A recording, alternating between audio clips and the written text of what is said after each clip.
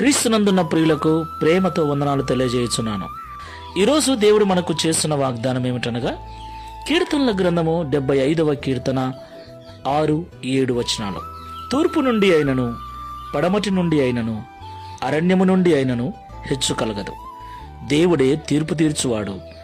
ఆయన ఒకరిని తగ్గించును, ఒకరిని హెచ్చించును. దేవునికి మహిమ కలుగునుగాక. నా ప్రియమైన సహోదరి సహోదరులారా, ఈ లోకంలో జీవిస్తున్న మనం అందరము కూడా గొప్పగా బ్రతకాలని, హెచ్చుగా బ్రతకాలని, ఒకరికంటే తక్కువ బ్రతకకుండా, ఒకరి దగ్గరికి వెళ్ళి చేయి చాపి అడిగే స్థితిలో ఉండకుండా ఉన్నతమైన స్థితికి వెళ్ళాలని అందరము కోరుకుంటూ ఉంటాం.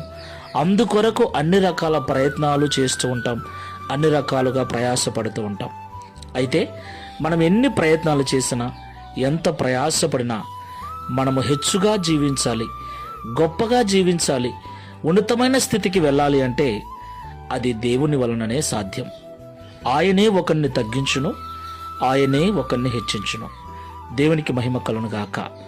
తూర్పు నుండి అయినను, పడమట నుండి అయినను, అరణ్యము నుండి అయినను, ఏ విధము చేతనైనను మనంతట మనము మన స్వబుద్ధి, మన స్వనీతి ద్వారా, మన స్వశక్తి ద్వారా, మన స్వశ్రమ ద్వారా ఉన్నత స్థితికి వెళ్ళలేమని, మనము ఎంత జ్ఞానవంతులమైనా, ఎంత నీతిమంతులమైనా, ఎంత కష్టపడే మనస్తత్వం ఉన్నా దేవుని దయ మీద, కనికరం మీద ఆధారపడవలసిన వారమై ఉన్నామని ఎప్పుడూ మరవకూడదు.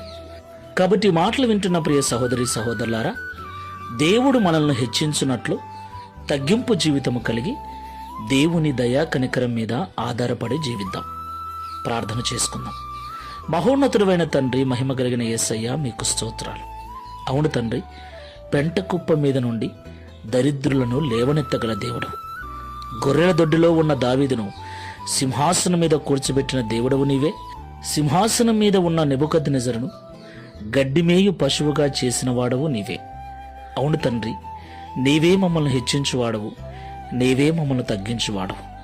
కనుక మా స్వనీతిని, స్వజ్ఞానము మీద ఆధారపడక, మేమెంత కష్టపడే మనస్తత్వం కలిగి ఉన్నా నీ దయా కనికరముల మీద ఆధారపడి నీ కృపకు పాత్రులమై నీ ద్వారా హెచ్చించబడినట్లు సహాయము చేయమని, అట్టి మనస్సును ఈ ప్రార్థనలో ఏకీభవిస్తున్న మాకందరికీ అనుగ్రహించి, తద్వారా ఈ దిన వాగ్దానమును మా అందరి జీవితంలో నెరవేర్చమని యేసు నామములో ప్రార్థించి వేడుకుంటున్నాము తండ్రి. Amen. Praise the Lord. God bless you.